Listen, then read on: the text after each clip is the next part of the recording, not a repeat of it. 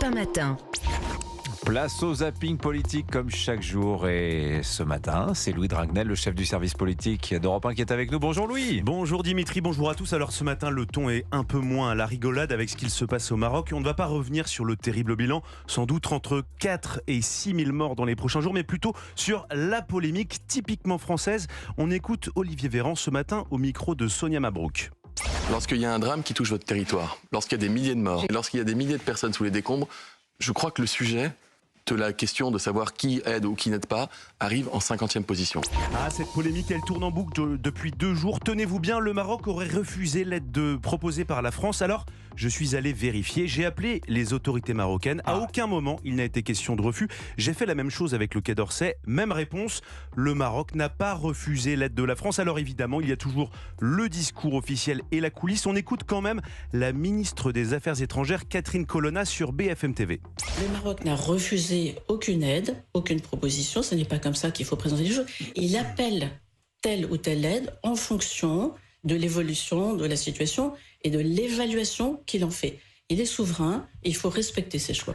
Souveraineté, vous avez bien entendu le mot, Dimitri. Souveraineté, c'est bien ça le sujet. C'est ce qui insupporte certains. Et pourtant, le Maroc a encore le droit de choisir ses partenaires pour lui venir en aide en fonction de ses besoins et donc de porter son choix sur des pays avec lesquels les relations sont bonnes, ce qui n'est pas le cas de la France en dépit d'un léger réchauffement ces dernières semaines. En fait, il y a, je ne sais pas si vous avez remarqué, un point commun entre les 4 premiers pays à avoir pu apporter leur aide. Je rappelle la Grande-Bretagne, l'Espagne, les Émirats Arabes Unis et le Qatar. Tous sont certes des monarchies, mais tous reconnaissent surtout le Sahara occidental comme étant marocain. Et oui. Et vous le savez sans doute, eh bien c'est pas le cas de la France. Le sujet est ultra sensible, symbolique pour Rabat. Bon, jusque-là, Louis, rien de nouveau. Sujet ancien, hein, le Sahara occidental, ça fait 50 ans que ça dure. Hein. Mais de là à faire attendre des pays qui proposent leur aide, même si c'est pas un refus franc et direct, si simplement on donne pas de réponse, quoi. Oui, mais vous savez, Dimitri, c'est capital pour les Marocains. Il s'agit de l'intégrité de leur territoire. Imaginez qu'on parle du Sahara occidental comme de la Corse ou de la Bretagne. Et donc, quand le parti d'Emmanuel Macron au Parlement européen s'est fortement opposé à la reconnaissance de l'appartenance de ce territoire au Maroc, le Royaume y a vu récemment un affront de plus. Je peux vous dire que la liste est longue car Emmanuel Macron a toujours privilégié la relation entre la France et l'Algérie, ennemi historique de Rabat d'ailleurs, avec un bilan proche de 0 pour Paris. Autre grief, le durcissement de la position migratoire de la France.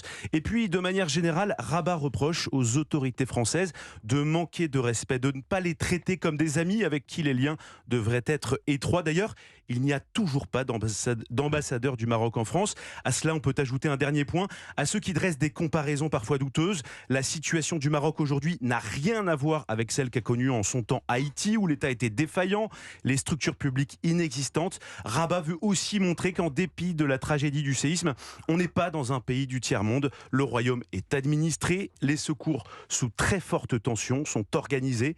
Ce qui est certain, pour terminer sur les griefs, Dimitri, c'est que la France a parfois un peu oublié l'importance du rôle du Maroc, notamment dans le domaine sécuritaire, comme l'a rappelé hier matin l'ancien Premier ministre Dominique de Villepin.